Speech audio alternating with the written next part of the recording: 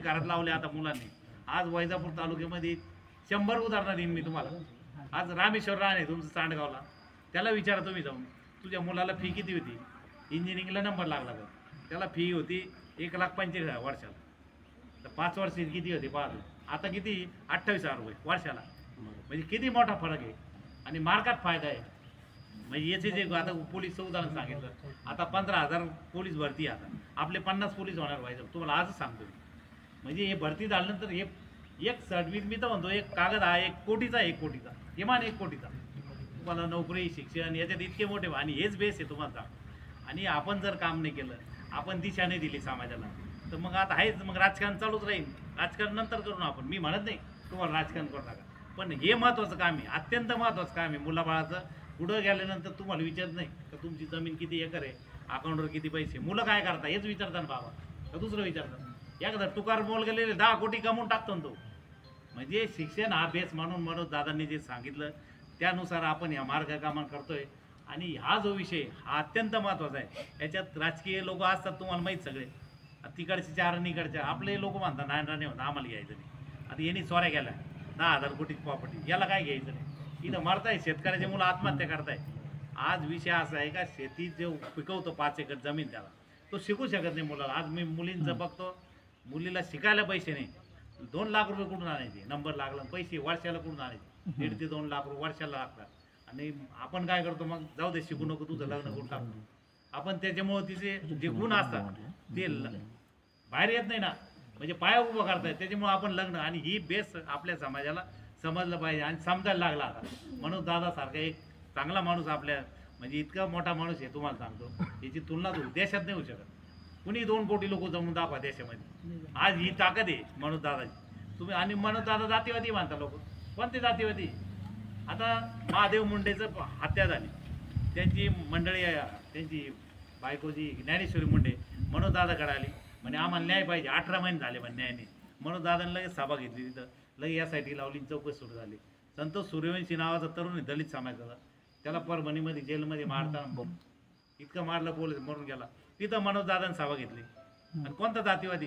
हे दुसऱ्या जाती लोक येत आहे ना. म्हणजे आता काय करायचं, काही जर आतलं बांगून द्यायचं मराठ्यात. आणि हा उद्देश तुम्हाला, इतका मोठा समाज आहे आपला. त्या बीडचं उदाहरण सांगतो तुम्हाला मी. बीडमध्ये काल पंकजा ताई बोलल्या म्हणून बोलतो तुम्हाला, तर सर्टिफिकेट चेक करा म्हणा, तिला काही गरज आहे बोलायची सांगा. मराठ्याला आरक्षण द्यायचं म्हणलं की विरोध. आता आरक्षण नाही द्यायचं असं आपण म्हणलो कधी? समजा 94 साली तुम्ही कसे गेले, आपण म्हणलो यांना कशाला जाता असं म्हणलो, काही निघलं का आरक्षण द्यायचं नाही. आता बीडचं उदाहरण सांग तुम्हाला. 40 वर्षापूर्वी बबनराव ढाकणे खासदार होते बीडचे. ते कोणत्या समाजात माहिती का? वंजारी. त्याच्यानंतर केसर काकू क्षीरसागर 3दा खासदार झाले, ते कोणत्या समाजात माहिती? केली. त्याच्यानंतर मुंडे साहेब 2दा, त्यांची मुलगी 2दा. म्हणजे 40 वर्षापासून आपलं मत 7 लाख, त्यांचे 3 लाख. आपण काय करतो, शिक्के मारतो त्यांना. आणि एकदा बजरंग बाप्पाला मतदान केलं लोकांनी, लगे मराठी जातीवाद झाली. पहा तुम्ही, हे वस्तुस्थिती बोलतोय मी, तुम्ही रेकॉर्ड करून घेताय, पुढं व्हायरल करा तुम्ही. हे खोटं आहे का? तुम्ही सांगा ना. आपण शिक्के मारले तर चांगले मराठे, आणि आपण आपल्यालाच मारलं मतदान एकदा, लगे मराठे वाईट झाले. लगेच संतोष देशमुखची हत्या, लगेच संभाजी महाराजपेक्षा करून मारलं, 300 फटके मारले. तुम्ही पाहू शकत नाही व्हिडिओ. आणि हे व्हायरल करून दहशत पसरायची तिथं बीडमध्ये. आम्ही काय म्हणजे 40 लोक मारून टाकले त्यांनी. आणि हे वाल्मिक कराड फेरार, हे फालतू लोक रोज पैसे जमा करायचे. जारांगी पाडलेलं नसतं, हे प्रकरण दबलं असतं तुम्हाला सांग. आणि सत्तेत पण हे, सत्तेमध्ये बी आपले लोक सांभाळायले ना आपल्या विरोधात, हे बी तुम्हाला सांगतो. आपण काय, आपण आता काल माणूस दादा बोलले का तिकडं भुजबळ साहेब बोलले देऊ नका, तुम्ही का बरं बोलत नाही? आपले लोक बोलत नाही ना, काय घाबरायचं त्यांना? घाबरायचं का? आपण काय, आता हे जे आपण नोंदी सापडल्या तुमच्या, आणि या आपण कायदेशीर आहे, आपण प्रमाणपत्र काढतो, वाटतो, याच्यात कोणता जातीवाद माझा? अरे आपलं नुकसान झालं उलट. 67 मध्ये झालेलं. तुम्ही, आम्ही नोकरीला असतो आज, तुम्हाला माहीत नाही अजून. शिक्षण तुम्हाला आज सांगतो मी. काल समाधान जाधवचा फोन आला मला, कम्प्युटर अकाउंटिंग मी चालवता ते शिवला. ते म्हणे भाऊ आपली जी मुलं आहे म्हणे 86% 10वीच्या विद्यार्थ्याचा 11वी ऑनलाईन होता यावेळेस. 11वी प्रवेश सायन्सला नंबर लागला नाही चांगल्या कॉलेजमध्ये. किती? 86%. मग आता 86% जर नंबर लागला नाही, आपलं भविष्य काय मला सांगा. त्याच्यासाठी हे आरक्षण पाहिजे ना, ओबीसीत पाहिजे आपल्याला. तुम्हाला पुढची जी पिढी ही घडवण्यासाठी सगळ्यात महत्त्वाचं बेस आहे आरक्षण. कारण ज्या ज्या जागा निघल्या तुम्हाला सांगतो 100 जागा जर निघल्या तर 100 जागा निघल्या 50 जागा तर पहिलीच जातात ST SC OBC VGNT याच्यात राहता 50 जागा. पण त्या फुल झाल्यानंतर परत इकडे आता इकडे आहेत ना. म्हणजे आपलं आरक्षण इतकं महत्त्वाचं आहे. आणि हा आरक्षणात घास म्हणून दादांनी तुम्हाला विजय झाला आपला मुंबईला. तुम्ही आता तुमच्या गावकऱ्यांनी सगळ्यांनी भाकरी पाठवल्या, यांनी बांगाणी तिथं तयार केलं सगळं. म्हणजे आपलं प्रत्येकाचा वाटा आहे. मी म्हणत नाही हे एकट्याचं आंदोलन नाही. श्रीमंत असेल गरीब असेल, आता अनेक गावामध्ये भाकरी दिल्या आपण आवाहन केलं. आणि सरकारचा विषय असा होता की पळून जावं येतो. तुम्हाला सांग ज्यावेळेस जेवण बंद केलं मी 3 दिवस तिथं होतो. जरा पाटलांच्या रॅलीत होतो मी. त्यावेळेस गेल्यानंतर तिथं बघितलं पनवेलला थांबलो आम्ही. तिथं गेलो तर जेवायलाच नाही कोणाला काही, सगळे कुलपं लावून घेतले. म्हणजे मग तिथून आलं मी 3 दिवस थांबल्यानंतर वैजापूरला आलो, लाडगावला आलो. लाडगावहून आपण आवाहन केलं का भाकरी पाठवा आता. म्हणजे त्या आव्हानाला इतकी साथ दिली की 70 गाड्या आपल्या वैजापूर तालुक्यातल्या गेल्या. म्हणजे समाजाला पटलं नाही. कुठं संडासला कुलूप लावा, कुठं हे बंद, कुठं लाईट घालावं. म्हणजे इतका मोठा माणूस तिथं आला मुंबईत. आणि त्या तिथं पाहिलं तुम्ही व्यवस्था सगळं पाणी तिथं.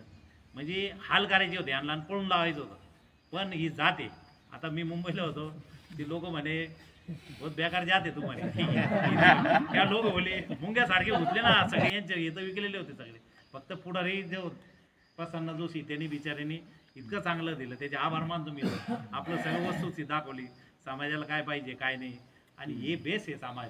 समाजाचं काम करणं म्हणजे मी तर सगळ्याला म्हणतो. आता मी पण एका पक्षात होतोच ना, त्याला काय मला काय उक्त दिले का म्हणून दादा तू कर हां.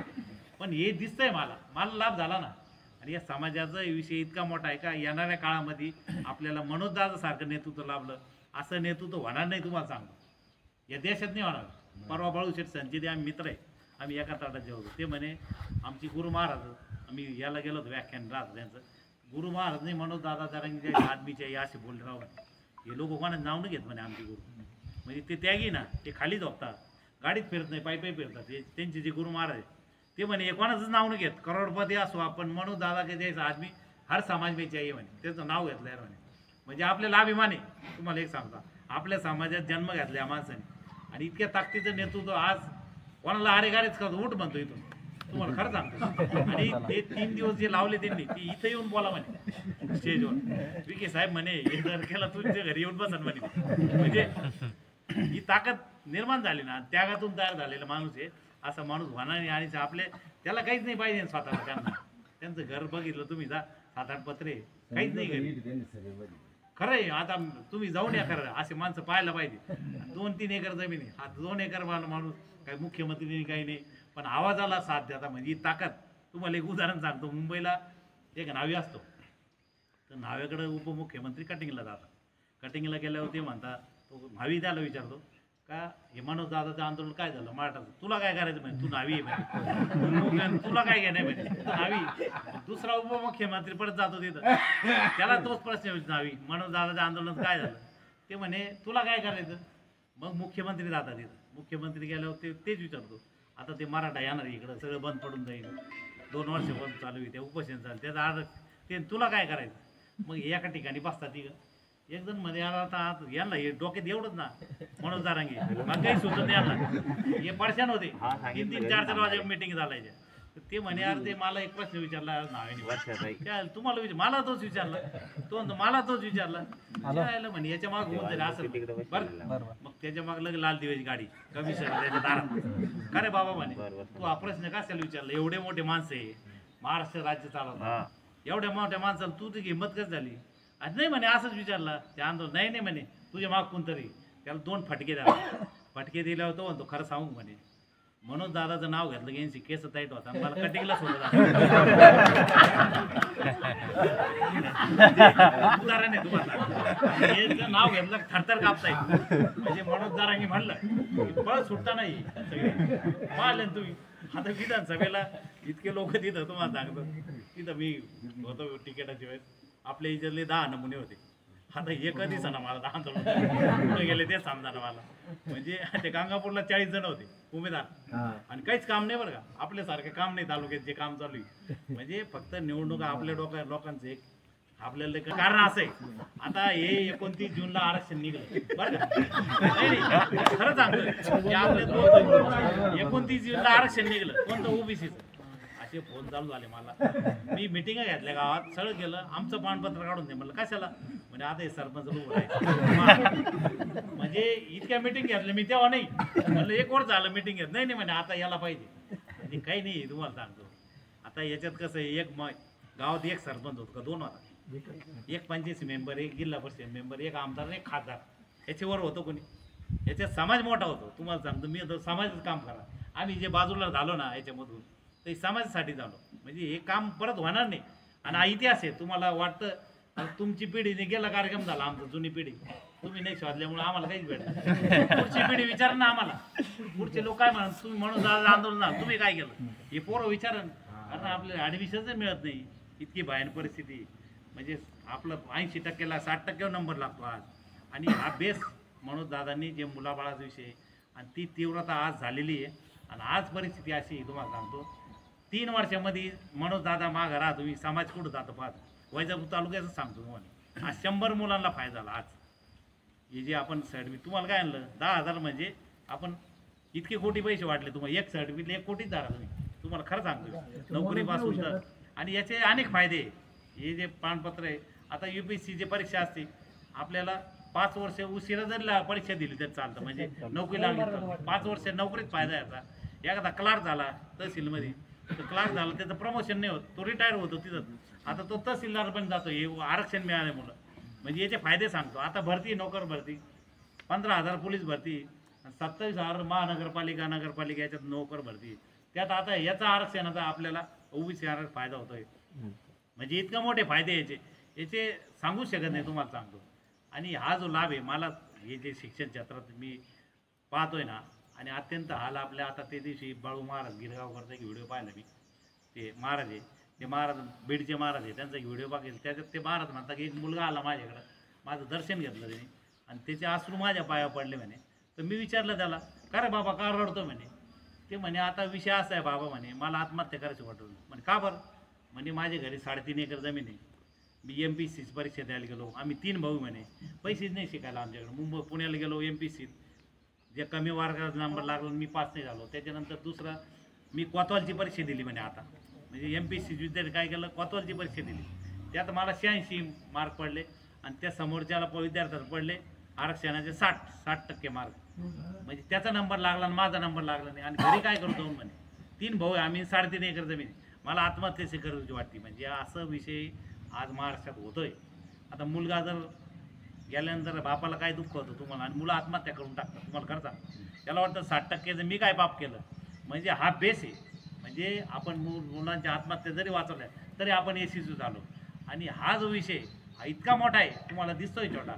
3 वर्षात तालुका कुठं जाईल, याचे 10 फायदे. आता फवारणी यंत्र तिथं आपल्याला फायदे. आता तुमचं घरकुल आले ओबीसीतून, त्यात बी फायदे आपल्याला. म्हणजे याचे 10 फायदे आहे तुम्हाला सांगतो. आणि हेच मेन आहे, हा मुख्य प्रवाहात आपण गेल्याशिवाय पर्याय नाही. आणि आता जे आलं तुम्हाला सांगतो, आता तुमची नोंद आहे, याचं काही नाही, सोपं आहे काम याचं. तुमचं मी मागच्या वेळेस पण सांगितलं का, भाटाकडून वंशवळी घ्या तुम्ही, आपल्या भाटाकडून. वंशवळीत आपले हे सगळे नाव येतात. किसनगडला भाट राहता, इथून जर जायचं तर इथून अजमेरला रात्री गाडी आहे, 2 जण जरी गेले सोडून तुम्ही जा तिथं. आणि तिथं गेला वंशवळी घेतली ना. आणि आता काही नाही, सगळे गट नंबर ज्या नोंदी निघल्या, 2 नोंदी गट नंबर घ्यायचे, ते सिटी सर्वे ऑफिसला जायचं, सर्वे नंबर घ्यायचा, तिथून सर्वे नंबर घेतला, खासरा पान घ्यायचं, ते सर्वे नंबर देऊन